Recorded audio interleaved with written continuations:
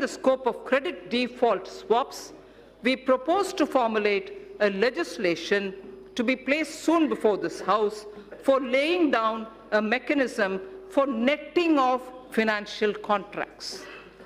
The debt-based exchange-traded fund, the ETF, recently floated by the government was a big success.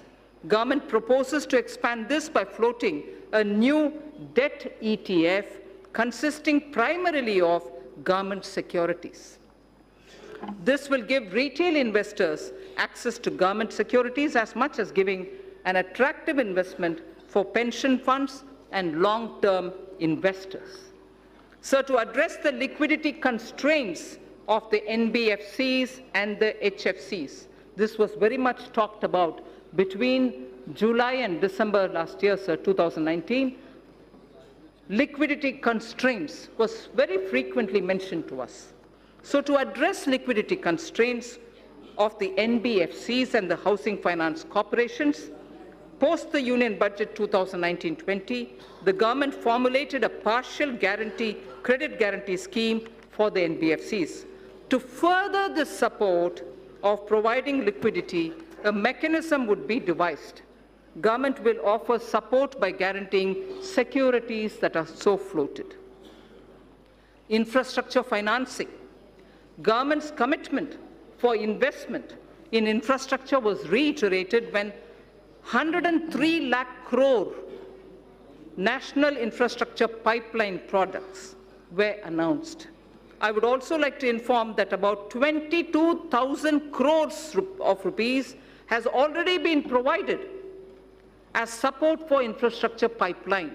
On December 31st, if honourable members would recall, the national pipeline consisting of more than 6,500 projects were announced. 22,000 crore has already been provided as support to infrastructure pipeline. This would cater for equity support to infrastructure finance companies such as the IIFCL and a subsidiary which is of NIIF. So two institutions, IIFCL and the subsidiary of NIIF, take it. They would leverage it as permissible to create financing pipeline of more than 1 lakh crores. This would create a major source of long-term debt financing for infrastructure projects and fulfill a long-awaited requirement. So the IFSC, GIFT City, has the potential to become a center of international finance as well as a center for high-end data processing. GIFT IFSC has an approved free trade zone for housing vaults. It already has 19 insurance entities, 40 banking entities. It has also provided for setting up of precious metals, testing laboratories for them, and refining facilities also. With the approval of the regulator, GIFT City would now set up an international bullion exchange in GIFT City IFSC as an additional option for trade by global market participants. This will enable India to enhance its position worldwide, create jobs in India, and will lead to better price discovery of gold. Sir, in the recent years, there has been a surge in trading volumes of Indian rupee in the offshore financial centers. The government and the RBI has taken various measures to permit rupee derivatives to be traded in the International Financial Services Center at GIFT City, Gujarat. So just a very quick word on disinvestment. Listing of companies on stock exchanges brings discipline, and it disciplines the company and provides access to financial markets and unlocks its value. It also gives opportunity for retail investors to participate in the wealth so created. The government now proposes to sell a part of its holding in the LIC by way of initial public offer.